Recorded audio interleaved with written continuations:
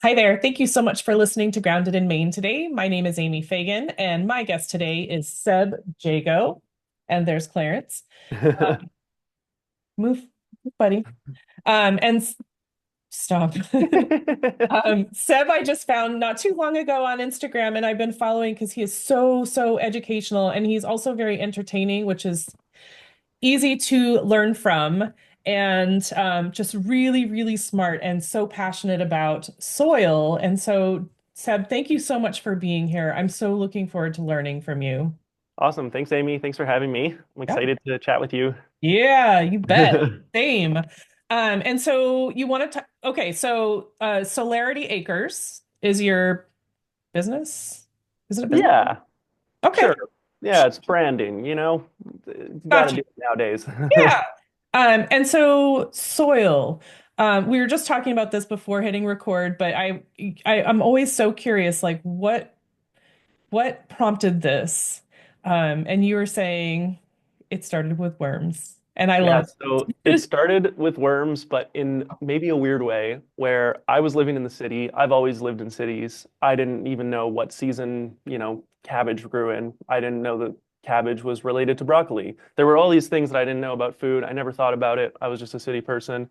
And one day I looked up, can you keep a worm as a pet on Google? Because I thought that would be fun to have a worm as my pet. I was like, people keep snakes and stuff. Why can't I have a worm? Don't tell me what to do. Worms take up less space Um, than snakes. yeah, there you go. And so I looked it up and I found out that actually, yes, indeed, you can keep worms as pets. And even further than that, they'll produce vermicompost for you, which is actually one of the most valuable soil amendments you can produce. And I found out that this was valuable because I put it on one of my cacti that I had, and it grew this like mutant leaf that was just super long and super big, like abnormally large. And that really got me thinking, like, whoa, this stuff is interesting to me. And it kind of just sent me down a rabbit hole where I just started learning everything I could. I read everything I could about soil, about permaculture, I found out about, and I got really sucked into that.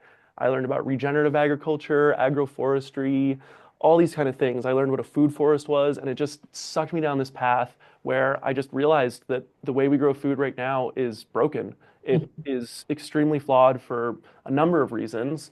It's exploitative to the workers. It's horrible for our soil. We're losing topsoil at an incredible rate. And I just don't see this being talked about enough. It's talked about in these spaces, in the sustainability space and homesteading and all this kind of stuff. But the general public, I think, like my friends in the city, they just don't have it in their head that food could be grown in a way that is good for the planet and it's better for our bodies. Um, and so it's been my goal for the past 7 or 8 months to kind of try and convert all this knowledge that I've found into digestible, bite-sized videos that people can get their information from. Because unfortunately, that's how information is disseminated now is through short form content. So, if someone's got to do it, I'll do it. And I want to, yeah, I really want to inspire and I want to show people what's out there and I want to show people that we can grow food in a different way that is good for everyone and good for the Mm, planet. yeah, totally. And to that, and just to add on to that, and I'm sure that you know this, but just to add on for other folks, you were saying the soil helps oh my gosh, like the worm poo helps the soil to be healthier, which helps the plants to grow better, but that ultimately leads to more nutritious food. Because one of the things that I've learned in the last 2 years plus is that the nutritional value in our food is like so much less. I'm trying, somebody said on the podcast, I want to say it was like a cabbage today is like you would need to eat like 20 or 25 heads of cabbage to equal the same amount like 100 years ago, like the same nutritional value, which is it's just a lot of cabbage. Yeah. If Yeah, it's that's not. absolutely true. Our fertilizer usage has been steadily increasing since kind of the green revolution, which I could talk more about. It sounds like a great thing, but there's a lot of problems with it. But yeah, our fertilizer usage has been increasing. Our pesticide usage has also been increasing. And our nutrition, the average nutrition of all of our crops has been decreasing. So more fertilizers, more pesticides, less nutrition. less minerals. Right. And there's a variety of reasons for that. One of the big ones is actually just the selection of crops. So over time, we're breeding crops for specific purposes, and under capitalism, the economic incentive is to make crops that look really good and that have long shelf life. And Mhm. so if you combine those two things, you're not focused on nutrition, you're not focused on flavor. So if we had more localized food systems that were, if we were eating locally and seasonally, then we could be breeding for flavor and nutrition. And flavor and nutrition actually go hand in hand. A lot of the flavor compounds are nutritious. Right. So we would be getting, more delicious and more nutritious vegetables that could be grown by people that we know. So this is why I'm really pushing for pretty profound rethinking of how we grow food, uh, Mm. at base level. There's also I know we don't have to get too into the weeds on the nutrition loss, but there's also the dilution effect that you get from like synthetic fertilizers. And so as you're just blasting these vegetables, like you're making them grow super fast, super quick, they actually increase the sugars and like the carbohydrates and stuff instead of increasing. So like pound for pound, they're reduced in nutrients and minerals as they get like sweeter and like bigger and waterier. Mm. So, anyways, there's a lot of reasons why nutrition is going down in crops, but it is going down and it's very well documented. That's really interesting that the sugars are going up, which is, you know, as Yeah, our diabetes rates. interesting. Um, Yeah, huh. That's fascinating. And it's so, I'm so, I just love watching you because you are clearly so passionate about this topic.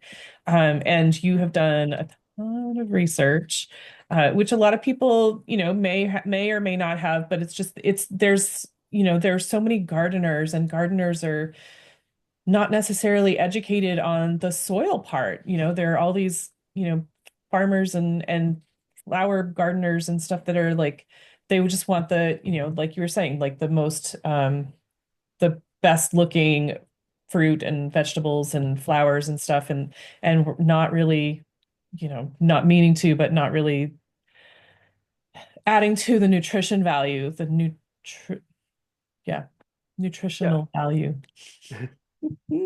I know what you mean. I already worked today. Yeah, yeah, it's been a But long day. but so I think that, and one of the things I was telling you about merge impact. And so merge impact, I really anyone who is interested in growing food and farming and stuff like that, definitely check out that episode with merge impact, because they literally want to work with farmers. They will not charge a penny to work with farmers to help to improve the soil so that you're growing healthier vegetables, That's produce. amazing. Yes. And they're super nice too. Yeah, that's something I find so interesting about the whole regenerative movement is that like we often think like the reason that it's not done on big scale is because of money, because it's more expensive. But there's actually a lot of cases where it can actually, so I read this book by Gabe Brown, Dirt to Soil, highly recommend. And he's a big time rancher, and his whole thing was that by using these regenerative practices and building the soil, instead of just focusing on yield and just being like, I want to get as much corn as I can out of this land no matter what, he Mhm. focused on building the soil and building a diverse network of creatures and soil creatures and all these things. And over time he actually is increasing his profits. His yield has gone down, so commercial, like, industrial commercial ag people can grow more corn than him, but he's actually making more money per acre than them because his input costs are lower. So he's not tied into just, buying chemicals from a certain company that starts with M. I He have no gets idea what you're talking about, I'm sure. yeah. And it just, yeah, so I find that really interesting. Like the way that this can actually get integrated into the existing system, it doesn't need to be this whole separate thing. Like there are actually economic cases where this can make sense Mhm. and can increase the, resiliency of individual farmers. So I think that's super cool. Right. And another thing that I learned, if your soil is healthier, you have better like pest control. Like the plants, the produce will resist. Is that the right? That's not the word I'm Yeah. looking for, but No, yeah, it absolutely. they'll be able to not Mm. get bit. Yeah, there's actually a variety of reasons that that happens. But basically, if you have healthy soil, you have a diverse, very diverse ecosystem in your soil with like actually literally trillions of creatures. And like I don't know how many different types, but a lot of different types. And basically what that means is there's no space, there's not an ecological niche for specific pests to take over. Mm. Whereas if you have a giant monoculture farm of corn, it's all just corn. So if some beetle comes in that knows how to eat corn, you're done because that thing is just going to have a field day in there. Whereas if you have a big diverse system, you've got diverse fungus, you've got diverse bacteria, you've got, diverse plants that draw in wasps and things, all these things, this bug might come in, it might eat one of your corn, and then it'll probably get eaten. And it'll probably exist and it'll probably eat some of your corn, and you may lose 5, 10%. But overall, it will never be able to take over everything because there's just not that ecological niche for it. Mm. I mean, it's so smart. It makes so much sense, but I get also that people are creatures of habit and they don't, change is hard. Hmm. And especially, farmers have been doing it like this for generations and why would I change that now? But we just need to, they just, there's just a message that needs to be shared. Yeah. Yeah, 100%. Whew. And so one of the other things that you wanted to talk about, Seb, was indigenous knowledge, and I think that that probably goes really well with the soil talk. Yeah, so I mean, I found out about permaculture by reading the design manual by Bill Mollison. And ooh, I should know this, Holmgren or something. Anyways, the design manual, it's the classic permaculture manual. It's great. Fantastic book. It has so much knowledge in there about permaculture, which I believe is a truly, really great framework for building systems in the garden and in society. Like you can apply these teachings to broader society because permaculture is just all about connecting different systems. So you've got a chicken, you've got a tree. The tree would benefit from having manure because it would help the soil and make the tree grow better. And the chicken would benefit from having shade and having leaf litter to pick through. So don't have those two systems separate, connect them. And when you connect them, then suddenly you're doing less work and everybody's happier. The chickens are happier, the tree's happier, you're It's getting more fruit very from the good. tree, and you're doing less work. And so if you apply that framework to your garden, you're just going to do less work and you're going to get more results. And if you apply that framework to all of society, who knows what could happen? That's my dream. Right? But so as I was reading permaculture, all this permaculture literature, I noticed a pattern, which is that it's often, not always, but it's very often, as many fields are, dominated by white men.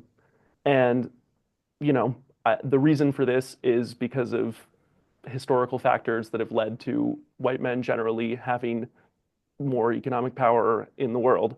And that's true in every industry, but it's particularly pernicious in permaculture industry because permaculture is basically at its core indigenous knowledge that's been repackaged by white men, in my Mm. opinion. A lot of what's taught in permaculture is, like food forests. Indigenous cultures have been making food forests for, since time immemorial. Like they we've I saw an article that they've discovered 150-year-old food forests that are still functioning. Um, there's a new book actually by uh oh my God, I'm blanking. This is bad. The woman who wrote Braiding Sweetgrass. Um, Oh, okay. sorry, let me just look this up. I don't know why. Robin Wallcomer. Um, So she wrote this new book about the serviceberry. And so I read another article. I haven't actually read this book yet, but it looks really good. But indigenous cultures, they've noticed that like the serviceberries along indigenous trade routes were bigger and tastier than the ones that were just out in like areas that there were less tribes doing things. And so basically all of this leads to, white people came to the New World and they looked at what there was. They looked at, untouched nature and they thought, okay, let's get rid of this and put straight rows. We got to do agriculture. What they didn't realize is indigenous people had already been doing agriculture. It just didn't look like the agriculture that they knew. It wasn't Right. straight Like rows a of grid, degraded right? brown soil that was completely weed free. It was actually complex, like complex multi-tiered agroforestry systems that involved huge land management of like fire. They were burning, they were having game come through. So it was like deep, multi-layered, perennial-based food systems that involved like so many different species. And probably some of these have been lost to time Hmm. because colonization, we tried to destroy all that knowledge as hard as we could. Um, but yeah, I mean, it makes me feel, it makes me think a lot about my role in it because I really believe that these things need to be shared. I really do believe that this is the way forward. I mean, there's studies done that have shown that when you give land back to indigenous stewards, the land improves. I'm going to Sure. make some videos about that. And I just think it's like really important that this knowledge gets shared, but it also is hard because my voice gets to stand out because I've got the privilege to have the time to learn the skills to make content that gets seen. And all of that takes a lot of time. And like the reason I'm able to do it is because I have a job in tech. So I'm able to do my job and then like have a few extra hours at the end of the day where I can like edit a video. Right. But that doesn't, the material conditions are not there for many indigenous people directly because of colonization and, colonialism. And so it's this like, yeah, it's a strange position because I believe that I need to keep sharing these things, but I want to figure out a way to not have it always be my voice and actually be able to uplift actual indigenous voices and people who are actually working on this Right. because I don't have all the answers, obviously. But you know, I know some things that work, and so I really want to be able to be like, look at this thing, like look at Three Sisters, like we did a Three Sisters, it works. This works, guys. This is like it's right here working. What else do Indigenous people know that we're not listening to that could really help everybody and make a more beautiful and biodiverse world? Right. So yeah, Can you I just don't can you just talk about what the Three Sisters is in case somebody is not aware of that? Three Sisters is they're the classic Three Sisters is when you plant squash and beans and corn all together. And this is a fascinating example. So indigenous people literally invented polycultures and they understood using their complex powers of observation, which like in my opinion, I would call science. I would say that they were doing a very sophisticated type of science where they were very observant of the world and then they would do Sure. actions to produce better results. And over time, they invented like crazy agricultural systems that, you know, white people just couldn't understand. They were like, what? You put fish under corn and it does well? They were like blew their minds. And because they were just busy, like just absolutely degrading their soils, cutting their forests down and just flattening everything and having like pretty profound like consequences from that. Even in I don't know the exact history, but I know that there were like soil crises that feudal lords would face where they had just like depleted the soils, even in like the 1600s and stuff. Oh, I didn't know Um, that. and that just wasn't a thing for indigenous cultures because they lived in harmony with the land. They had a different understanding of self. They didn't see themselves as separate from nature. So this advent of nature as a separate thing, Mhm. um, like and like Cartesian dualism and stuff, where like we just think that we're this like mind that is separate from the world. That leads to this society instead of a society that is completely in touch with nature and fully sustainable for all of time. And so, yeah, it's fascinating to me how unobservant and how egotistical the Western like um, mode of being is. Like we just think we're the best. We think that the way we do things is the way. We think that we invented agriculture, and we come to the New World and we didn't even understand what they were doing. We actually didn't even understand, and we're only starting to like it's only starting to enter like the Western world's like consciousness now. Right. Yes. And in some ways it's almost like it's almost like a fad. Like it's cool to be sustainable at this point. Um, Hmm. when there's just such a bigger meaning to it. Um, but one of the reasons that for the podcast is that things that are sustainable, that say sustainable on them, are very expensive, and there are a lot of people that Uh, feel like, they want to help be part of the solution, but things are so expensive, solar panels, organic linen, and stuff like that. Everyone can't afford that, and so they're like, I guess I can't be part of this. But and so the a lot of the guests that I have on the podcast are talking about, I had a guest come on and she was like, I make my own broth. And I'm like, that's amazing, but it doesn't, it's so people can get creative and see different ways of being sustainable. 100%. I agree. I love making my own broth out of all my clippings and Yeah. kitchen scraps. Oh, amazing. Yeah. But soil, like soil is not, it's not a huge thing, but it's also a huge thing, A worm compost is like nothing. You put worms in dirt and then give them your scraps and then they make better soil. It's amazing. Yeah. And I mean, that is a big thing because if you put that into the garbage, then it's going to break down in a way that generates methane because it breaks down anaerobically. And methane is one of the worst like pollutants in the atmosphere. So like it's not nothing, if everybody did have worm farms, like that would actually have an impact in the world as Right. opposed to compared to just throwing stuff out. Right. Yeah, well, I mean, I'm thinking like cost wise, like it's not a huge investment, but it Oh makes yeah, a big 100%. difference. It's so cheap. Whereas, yeah, purchasing solar panels and Right, right, right. I see what you're saying. Yeah. Yeah, that, there's tons of ways that we can all be a little bit more sustainable. yeah, And I think like even if those specific actions don't have the like a big effect, it's like just the fact that everybody's doing it gets people thinking and gets people more excited about that kind of stuff. And I mean, my like, entire journey started with a worm bin. So think of, some little kid, 8-year-old kid or something. He gets a worm bin and who right. knows? Right. Yeah, absolutely. What is next? Hmm. But so I wanted to just really I'm curious to know, Seb, was it the worm that got you started, or was it how long ago was the worm thing for you? Because you were telling me also that your parents bought a place in the woods and they were like, have at it, Seb, like whatever you want to do. I So, think the worm was first. Um, and I think that part of them getting that place was seeing that they would have a property manager who well, was really that's passionate. okay. All right. So it's kind of like pretty, yeah, pretty mutualistic. Let's see what all this knowledge can do. Yeah. And I mean, again, it's, speaking to that like privilege component, like I've had so many privileges that have allowed me to experiment with things in ways that I wouldn't have been able to. Sure. Um, and so I really want to, yeah, I just want to like figure out different ways to make it more accessible for people. Um, I should actually shout out Woof, WWOOF, maybe two O's.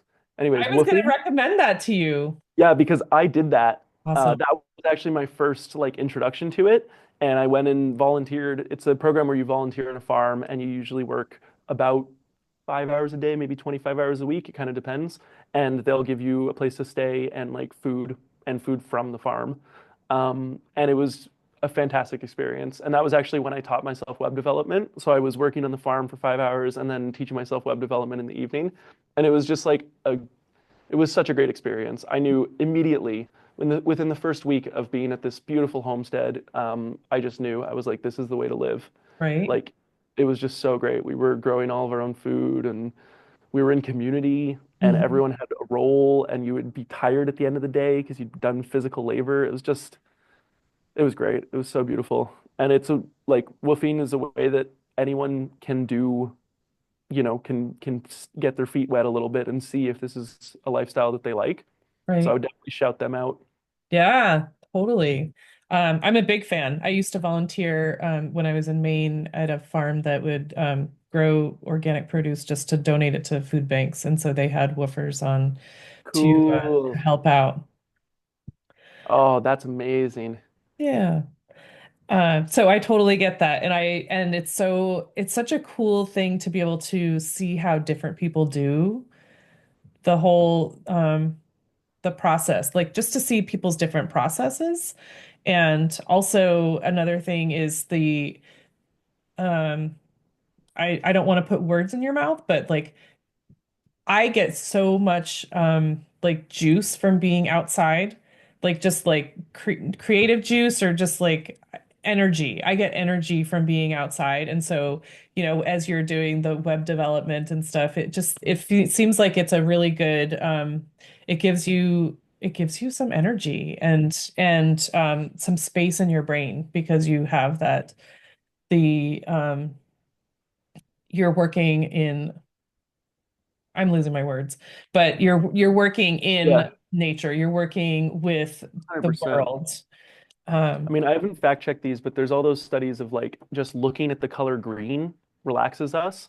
And also all those things that I've seen. Again, I have not fact checked these, but touching soil can like release serotonin or something. And these are all, I just believe these because I felt them. I felt it right. myself. Um, you know, whether or not Totally. it's actually true, you do your own research, but I Totally. felt it. I absolutely feel it. You just feel at peace and like hard work when it's like with your hands and you get to see the results of it is a really beautiful thing. It's more And satisfying than most things, I think. oh, truly. And I really wish that everyone could have that opportunity to feel that and decide if it was for them. Because right now, only something like 2% of people are farmers. It might even be less than that now. I'm sure it's Um, less all the time. yeah, it's getting less every year because farms are consolidating into these giant corporations. Small farmers are getting pushed out. Big farms are just growing and growing, and Bill Gates is buying farmland like crazy, and it's just they want control of farmland because they know that farmland is valuable. And it's really silly because small farmers actually produce more food per acre. Um, again, we should fact check, but I believe that is true. I've seen studies about that. Vandana Shiva talks a lot about this in this book, Who Really Feeds the World, all about small farmers.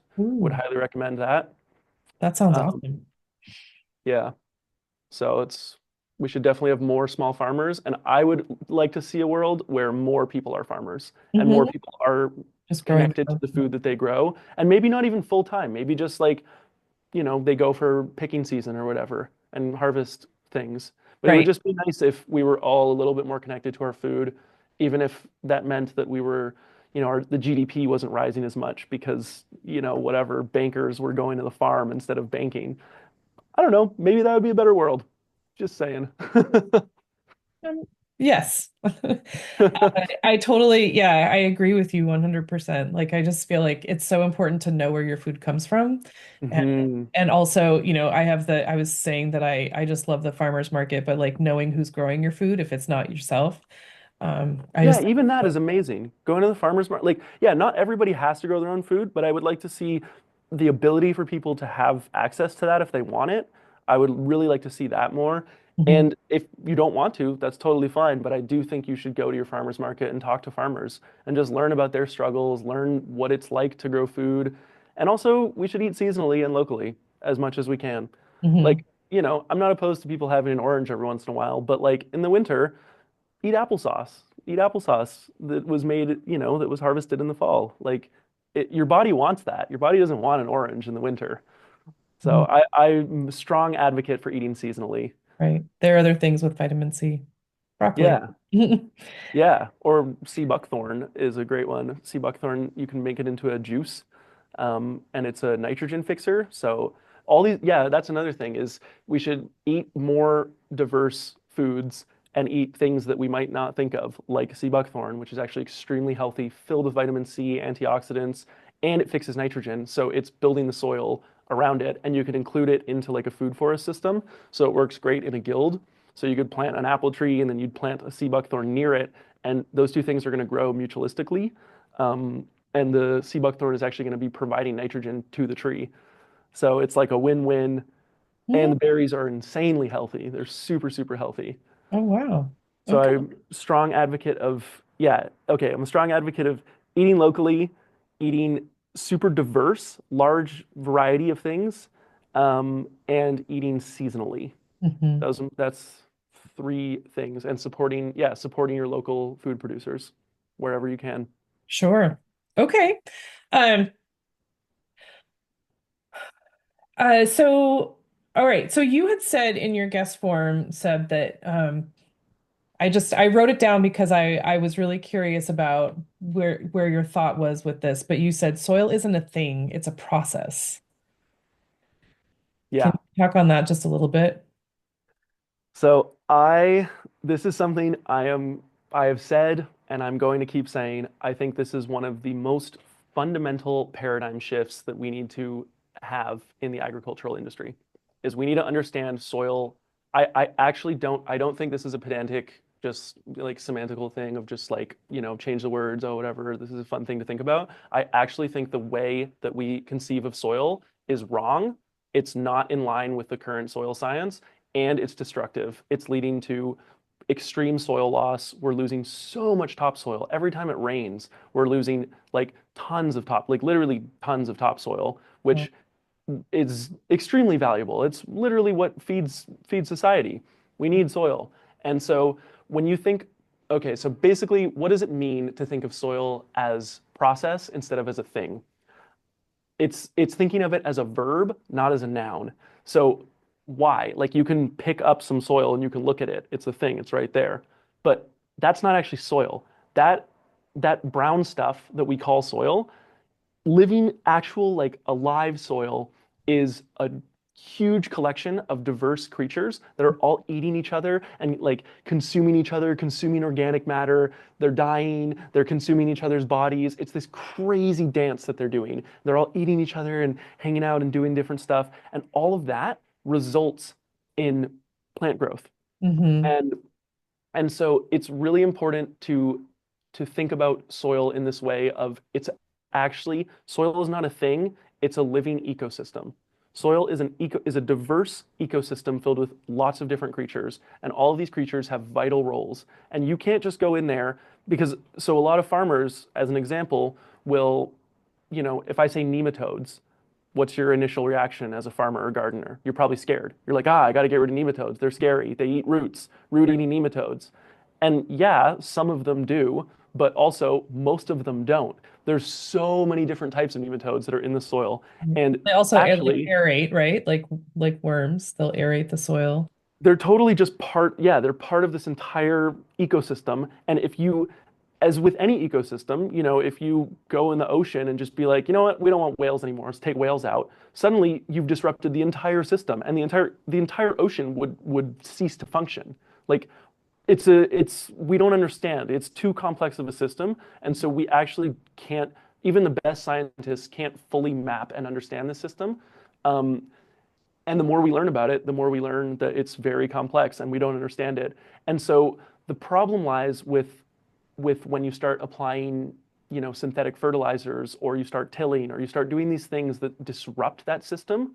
And then so you do that, and then you do have problems with root eating nematodes and they proliferate and Mhm. they do destroy your crops. And then you're like, oh God, we have to spray more pesticides. So then you spray pesticides and you kill them, but then you've just got this dead, barren soil that's perfect for, some horrible fungi to come in and proliferate. Right. So when you think of soil as a thing that you can just squirt fertilizers and pesticides onto, you actually are shooting yourself in the foot. And you're Right. locking yourself into these exploitative contracts with chemical companies who are very happy to do this and are very happy to hide any information and not talk about any information that, hurts their bottom line, which is Hmm. that you don't need fertilizers, you don't need pesticides. You just don't. We can grow food without those things, and it's proven. I've proven it myself, and lots of other people have proven it. Where there are so many ways to grow amazing, beautiful vegetables, even like high capacity, like high intensity. You can still do that totally organically, and you can do it in a way that feeds the soil instead of feeding the plant. And so that distinction is also really important. Feed your soil, not your plant, Hmm. because when you feed the plants directly, again, you're just disrupting this whole system.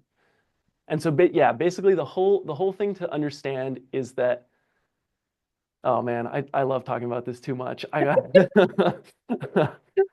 just that like soil is a complex ecosystem and we don't understand it. It's too complex to understand. And so don't disrupt it. Do anything that you can to not disrupt it. And so what that means is feeding those soil creatures and they will feed your plants for you. So they're actually going to like, so yeah, basically the whole system like actually works together with the plant roots. So the plants are part of the whole system. And so as soon as you modify any part of the system, you break the whole thing. If you put nitrogen fertilizer, then your plants are like, wow, this is great, free nitrogen, and they just start drinking it. And then they stop forming these symbiotic relationships with bacteria that they would have normally had. And so then the Mm, bacteria are like, well, we can't live here, and they leave or they die. right. And what that means is that they're not making soil aggregates because bacteria like to make soil aggregates to pull the soil together to make it safe for them to stay around plant roots. And so as soon as you apply nitrogen fertilizer, plants stop doing that, bacteria go away, and now suddenly soil aggregates go away. So now the crumb texture, that beautiful tilthy texture that you have of soil, that goes away. And then organic matter goes away because the bacteria and stuff just have nitrogen. So they go in this feeding frenzy and they eat up all the organic material and it puts the whole system out of balance. And basically, the result is your soil becomes dead. And when you have dead soil, you need to apply fertilizers. Right. So you get it literally addicts your soil. It's like a drug. It actually, you apply this fertilizer, it's great, you have beautiful plant I growth, can't be and then the without it. next year it's a little bit less. And the next year it's a little bit less. And you need more. And we've seen this. You need more fertilizers to grow less plants. Like we've just seen this as a general trend. We're using more and more fertilizers every year. Oof, my goodness. Yeah. So I know we're getting short on time, but I'm curious. So I know we need to nurture the soil and we need to protect the soil, but like what is the best thing we can do to get that started? Because so much of the soil has been depleted. hmm What's the best thing that we can do? Yeah, so it all sounds horrible when you look at how much topsoil we're losing and you look at how destructive tilling is to the soil, which is a very common agricultural practice. If you don't know, tilling is just like they get a tractor and they kind of just turn the soil up and it makes that nice texture that looks really good. It looks like, Oh, if you think of a farm in your head, that's what you're probably thinking of. It's terrible for the soil. It's so bad. All the science has proven that is just like really, really bad for soil, and it's common. mhm. And so you get depressed when you hear this. You're like, oh man, what's the answer? Well, luckily, you can reverse this very quickly. You can actually build new amazing soil like in one season. And all you have to do is follow basically like just some basic soil health principles of feeding the soil. So that's basically just putting as much organic material as you can into the soil. And so I would say the best things you can do, I mean, the best thing you can do as a gardener is compost. It's just classic. Everybody knows it. Make compost. It can be whatever kind of compost you want. The best one, the most standard one, sorry, is like probably just like thermophilic compost where you just throw everything into a pile. If it's like a meter Oh, squared pile, it'll get really hot. It'll cook everything. It'll kill all the weed seeds. You keep it turning it and stuff. You can manage it really effectively, or you can just kind of leave it. It's all going to be pretty much, it'll decompose, mhm. and that is going to jumpstart the biology in your soil. And so you've got the biological component and you've got the like organic material nutrient component. And you need both, but conventional agriculture just focuses on like the nutrients. It's just like how do we put more nitrogen in? When what they should be thinking about is how do we get more biological life cycling the nitrogen that's already there. Ooh, yeah. And so if I had to give recommendations, I would say compost, cover crops. Cover crops are huge. They are a fantastic tool. They're the cheapest way to build soil um, overall. If you're a small gardener, I would say compost, get a worm bin. If you're just doing in containers, a worm bin is going to be so much more than you need. You're going to grow amazing vegetables in container if you have a worm bin. Mhm. Um, but yeah, basically, you just want to get biological activity into your soil. And so on bigger scales, there's like aerated compost teas is a really effective way to do that. And so basically that's taking compost, you make really high quality compost that has the right bacterial and fungal balance that you want for your specific application. And you would make that compost and then you put it in water with some kind of like sugar, like molasses or something, and air. And that, the sugar and the air and the water, it all combines into just making bacteria super happy and they just multiply like crazy. And then if you get that and you apply it immediately, you can cover a huge area. So you can like it really increase the like the spread of your compost. And that's a fantastic way to fix a lot of soil problems. You can actually fix like soil compaction with that. But Mm. yeah, basically it's just getting biological life into your soil as quick as you can, and you can really see the results quite quickly, which is very inspiring. So we really could turn things around. Anyone can do it. If your land is completely degraded and totally addicted to fertilizer, you can still turn it around. It's still possible. And in 5 or 10 years, you can have 13% organic matter if you want. It's all doable. Wow, that's awesome. Cool. I mean, I've talked to a lot of people about soil, and they all say, you need to feed the soil, and you need healthy soil, blah blah blah. But then I I I mean, I get the compost part and the stuff like that, but the first step, like what can people do that have like, oh my gosh, me in Virginia, I have this like red clay and it's horrible for growing it. Like I've killed so many plants. So like I need to like yesterday fix it. And so just to get that like the best first step. So that's really helpful. I appreciate that. Seb, this has been amazing. I'm so thrilled to finally connect with you. Hmm. And I just love what you're doing. I think it's so exciting. I think it's so inspiring that someone is just like so jazzed about soil. And you just want your goal is to teach people that that's where it's at. Um, so I have two questions. Uh, so just like, what does the word sustainability mean to you when I say that? So, I mean, sustainability, if you look at the definition of it, is great. We should absolutely be doing that. Good. My feeling towards it is that not only should we do sustainability, we should go beyond it and actually do regenerative, excuse me. And so that's systems where, we're not just, because right now, let's look at agriculture. Right now, every single year the soil gets depleted. That's how conventional agriculture works. It's like extractive. It's mining the soil, it's taking what it can out of it, and then it's just depleting it. Mhm. So that's terrible. We know that's terrible. Sustainable would be if we're extracting, you take a tomato out and then you're going to put that much organic material back into the soil. And so that would be good. That would keep it at the right level. But I want to go a step even further and make the soil better every year. So every year it's actually getting better. So the Mhm. vegetables, you're needing less inputs to grow the same amount of vegetables, and the soil is getting healthier every single year. And this is all possible through regenerative agriculture and agroforestry and permaculture and all these things that I talk about all the time. Awesome. Very Yeah. cool. And my last question, how can people find you to learn more and to, watch your content and your mini documentaries?